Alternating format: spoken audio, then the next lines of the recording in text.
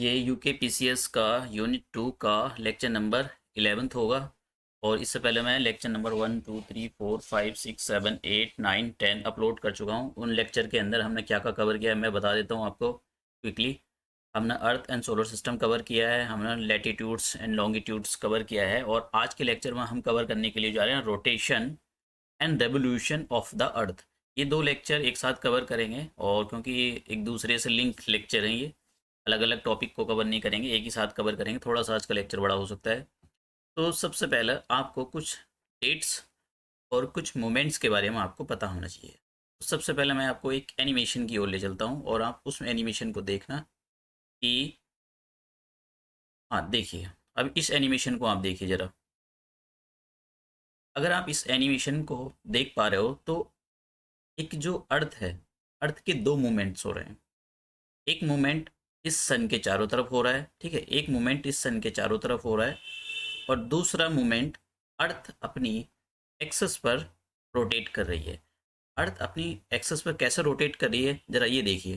देखिए ये अर्थ है, और अर्थ अपनी जो एक्सेस है उस पर कैसे रोटेट कर रही है। ये this is the axis of the earth. ये एक्स की एक इमेजिनरी लाइन होती है। अर्थ अपने एक्सेस पर वेस्ट टू ईस्ट रोटेट कर रही है। और अगर आप रेवोल्यूशन की बात करें, देखिए इस मूवमेंट को बोला जाता है रोटेशन, रोटेशन ऑफ द अर्थ। और इस मूवमेंट को क्या बोला जाता है, जब अर्थ अब सन के चारों तरफ घूमती है तो उसको बोला जाता है रेवोल्यूशन। ठीक है। अब अर्थ के रोटेशन और रेवोल्यूशन से अर्थ पर क्या का इम्पैक्ट पड़ते हैं उनके बारे में भी हम सीखेंगे। तो सबसे पहले आपको कुछ डेट्स के बारे में पता होना चाहिए।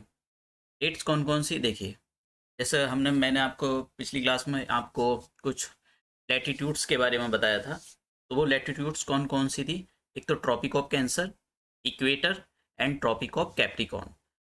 अब हमको ये पता होना चाहिए कि जो सन होता है, सन ट्रॉपिक ऑफ कैंसर पर कब होता है, ठीक है, अर्थ इक्वेटर पर कब होता है, और ट्रॉपिक ऑफ कैप्रिकॉर्न पर कब होता है।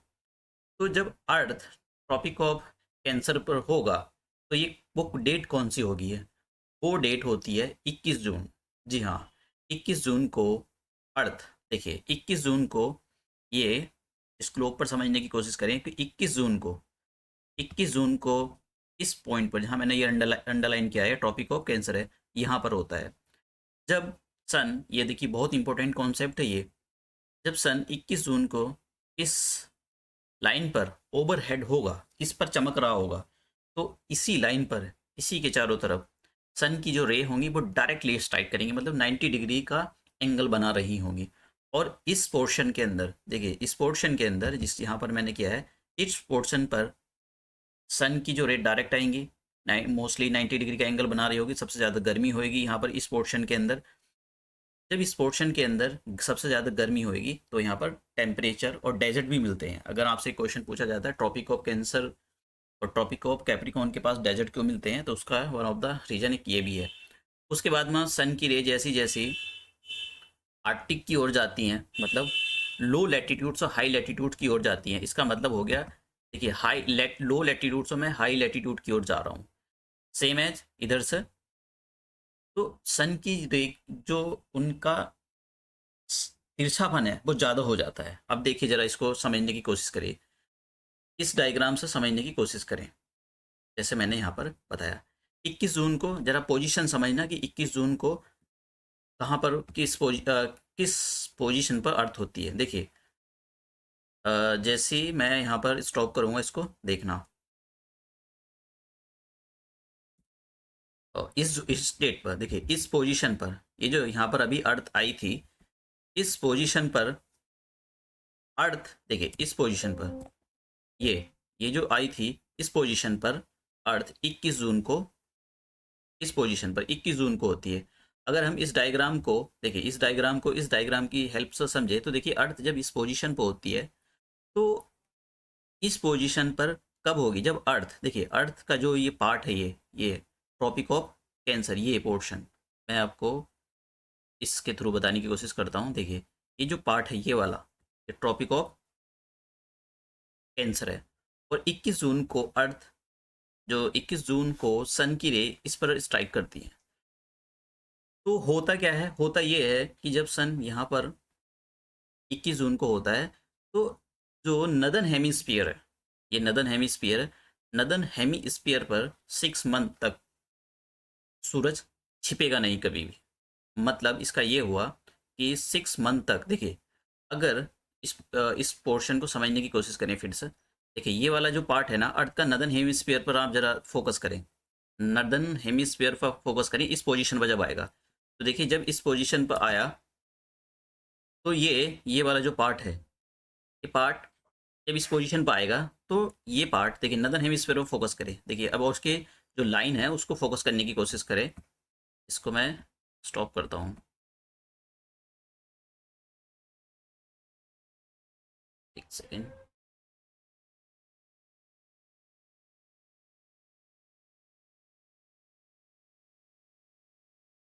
हाँ देखिए अब इसको मैं ज़रा इरेज कर देता हूँ, अब समझने की कोशिश करें इसको।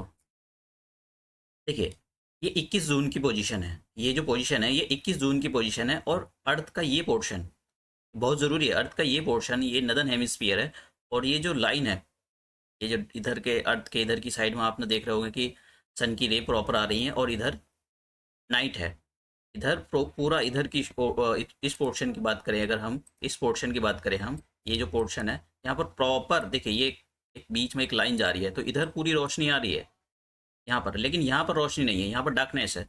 इसका मतलब ये हुआ कि जब भी सन इस पोजीशन पे होगा, तो 21 जून की पोजीशन है ये ट्रॉपिक ऑफ कैंसर है, और यहाँ पर सन स्ट्राइक करता है 21 जून को, तो नदर्न हेमिस्फीयर में 6 मंथ तक सूरज छिपता ही नहीं है, ठीक है।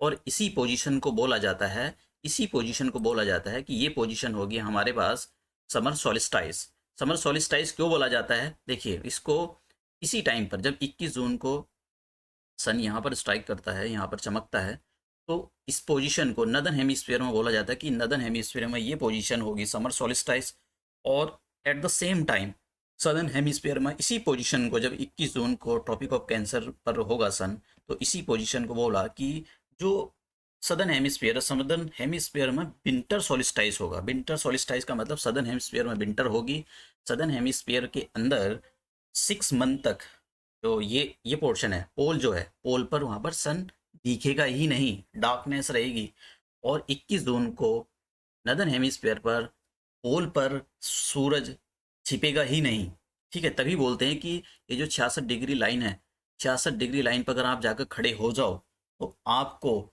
मिड नाइट का सन दिखाई देता है। जितनी भी नॉर्मल ये आप नॉर्वे चले जाओ, कनाडा चले जाओ, तो आपको रात के जब रात हो रही होगी, रात के 12 बज रहे होंगे, तब भी आपको वहाँ पर सन दिखाई देगा, मतलब सन आपको बिल्कुल प्रॉपर दिखाई देगा इस जब आप यहाँ खड़े हुए होंगे। तो इससे क्या कंक्लूजन निकला था, 21 जून को देखो ध्यान से सुनना, 21 जून को जब सन नदर्न हेमिस्फीयर में होता है, नदर्न हेमिस्फीयर में भी ट्रॉपिक ऑफ कैंसर पर होता है, तो इस पोर्शन में नाइट होती, इस पोर्शन में, इस वाले पोर्शन पर, ये जो पोर्शन है इस पोर्शन पर दिन रहेगा, और यहाँ पर 6 मंथ तक सूरज छिपेगा ही नहीं। और इसी डेट को सब नदर्न हेमिस्फीयर में सबसे लंबा दिन होएगा और सबसे छोटी नाइट होगी।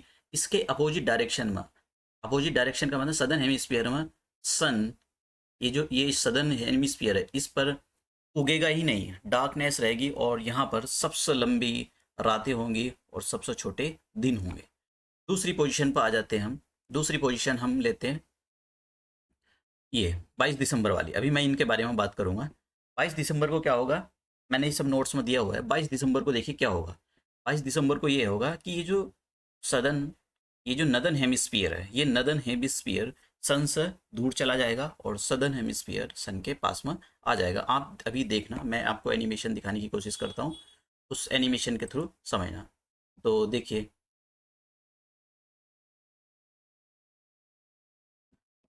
ये अब जब ये देखिए 21 जून को सन यहाँ पर आया, और अभी मैं इस पोजीशन की बात नहीं करूँगा, इसके भी बारे में बात करूँगा।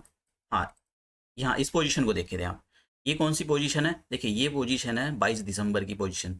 और 22 दिसंबर को सन कहाँ पर होता है, सन 22 दिसंबर को ट्रॉपिक ऑफ कैप्रिकॉर्न पर होता है। मैं आपको बता देता हूँ, सन 22 दिसंबर को ट्रॉपिक ऑफ कैप्रिकॉर्न, ये ट्रॉपिक ऑफ कैप्रिकॉर्न है, यहाँ पर 22 दिसंबर को सन स्ट्राइक कर रहा होता है।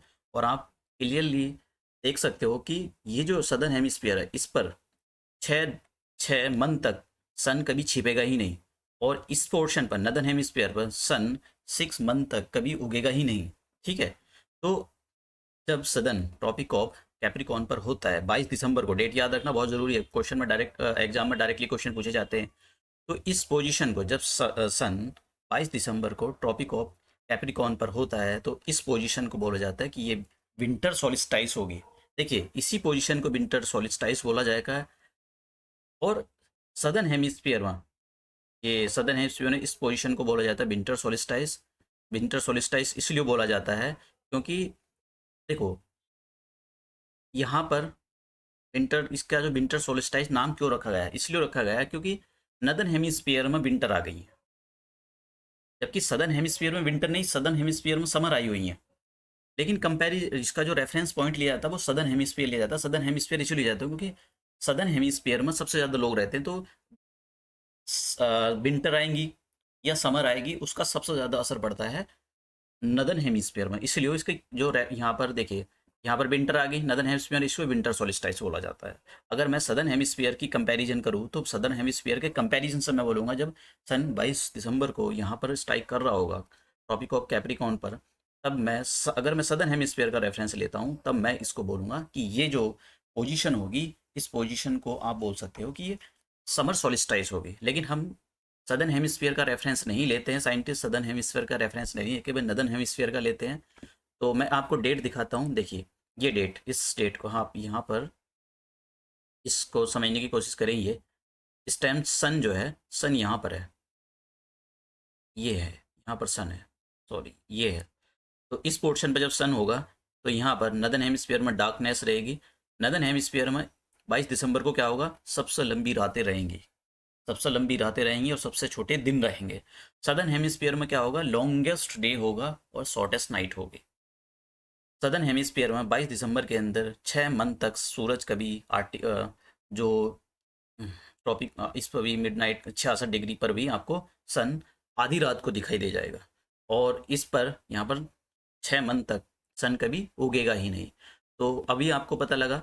अब हम बात करेंगे इस पोर्शन के बारे में, इस पोजीशन के बारे में। तो इस पोजीशन के बारे में, ये पोजीशन कब आती है, देखिए ये पोजीशन 21 मार्च को आती है। तो 21 मार्च को जब ये पोजीशन आएगी तो उसका मैं आपको एनिमेशन दिखाता हूँ कि एनिमेशन ये कब आएगी पोजीशन। देखिए ये पोजीशन अभी ये 23 सितंबर थी, और ये पोजीशन जो अब आई है 22 दिसंबर, ये अब जो आई है ये है 21 मार्च। तो मैं इसको 21 मार्च पर एनिमेशन को रोकने की कोशिश करता हूँ। तो देखिए 21 मार्च को मैंने 21 मार्च को रोक दिया है। ये अब जो पोजीशन है ये सन है, और सन के इधर की साइड में आप देख रहे हो ये 21 मार्च को, जो 21 मार्च को अर्थ इक्वेटर पर होता है। जब 21 मार्च को अर्थ इक्वेटर पर होगा तो उसकी पोजीशन ये होगी, ये वाली। ठीक है, आप ये देख रहे हो। तो सन यहाँ पर स्ट्राइक करेगा, ये इसका इक्वेटर है यहाँ पर। इस केस में होगा क्या, इस केस में देखिए ये होगा कि जो सदर्न हेमिस्फीयर, सदर्न हेमिस्फीयर में ऑटम आएंगी और नदर्न हेमिस्फीयर में स्प्रिंग आएंगी। 21 मार्च की बात हो रही है, ये डेट बहुत ज़रूरी है। और यहाँ पर आप देख सकते हो कि जो टेम्परेचर है, अगर आप आपने फील किया होगा कि आप कहते हो बहुत अच्छे दिन आ गए, तो बहुत अच्छे दिन आ गए मतलब ना गर्मी है ना सर्दी है। तो जब कब आते हैं, इसका मतलब सन इक्वेटर पर होता है। ये पोजीशन 2 बार होती है, और इस पोजीशन को इक्विनॉक्स बोला जाता है। ठीक है, इक्विनॉक्स बोला जाता है इस पोजीशन को, जब सन इक्वेटर पर होता है 21 मार्च को, इस पोजीशन को इक्विनॉक्स बोला जाता है। और जब सन 23 सितंबर को फिर 2 बार आता है, देखिए सन अर्थ की इक्वेटर पर 2 बार आता है, एक साल में 2 बार स्ट्राइक करता है। पहला 21 मार्च को और दूसरा 23 सितंबर को। तो जब 23 सितंबर को आएगा तो इस पोजीशन, ये जो पोजीशन होती है इस पोजीशन को भी इक्विनॉक्स बोलते हैं।